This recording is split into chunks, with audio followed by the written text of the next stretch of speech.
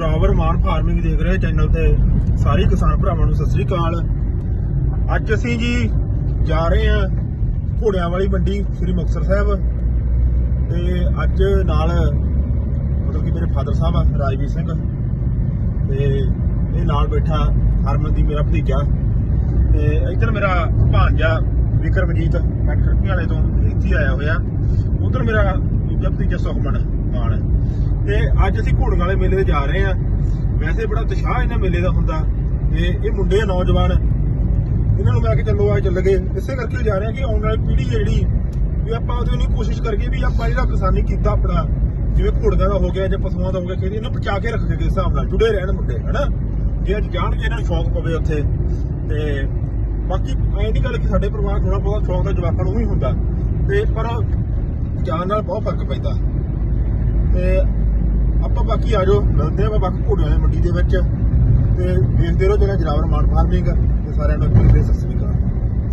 ਹਾਂਜੀ ਅਸੀਂ ਪਹੁੰਚ ਚੁੱਕੇ ਆ ਘੋੜਿਆਂ ਵਾਲੀ ਮੰਡੀ ਦੇ ਵਿੱਚ ਤੇ ਹਾਂਜੀ ਅਸੀਂ ਹੁਣ ਮੰਡੀ 'ਚ ਪਹੁੰਚ ਚੁੱਕੇ ਆ ਮਾਨ ਸਟੱਡ ਫਾਰਮ ਸਾਡੇ ਪਿੰਡ ਤੋਂ ਐਸਪੀ ਮਾਨ ਸਾਹਿਬ ਜੋ ਘੋੜਿਆਂ ਦਾ ਬਰੀਡਰ ਆਪਾਂ ਸਾਰੇ ਜਾਣਦੇ ਆ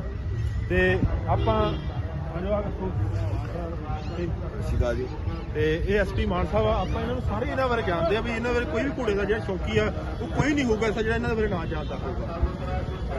ਆ ਘੋੜੇ ਇਹਨਾਂ ਦੇ ਇੱਧਰ ਦਿਖਾਓ ਘੋੜੇ ਆ ਇੱਧਰ ਮੈਂ ਸੁਖਮਨ ਆ ਬਈ ਹਰਮਨ ਆ ਸਾਡੇ ਪਿੰਡ ਤੋਂ ਆ ਤੇ ਆ ਆਪਾਂ ਅੱਗੇ ਬਾਈ ਹੋ ਰਿਹਾ ਨਾ ਬਣਾਉਂਦੇ ਇੱਥੇ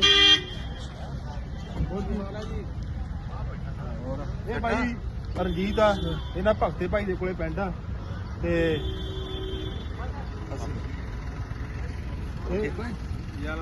ਇਹ ਅਮਰਤ ਬਾਈ ਆ ਪਿੰਡ ਕੋਰ ਸਿੰਘ ਵਾਲਾ ਤੇ ਭਗਤੇ ਭਾਈ ਦੇ ਕੋਲੋਂ ਆ। ਇਹ ਬਾਈ ਘੋੜੀਆਂ ਦਾ ਮੇਲਾ ਵੇਖਣ ਆਏ ਆ। ਹਾਂ ਪਾਪਾ ਇਹ ਮੁੰਡਾ ਦੂਜਾ ਆ ਪੰਜ ਹਾਂ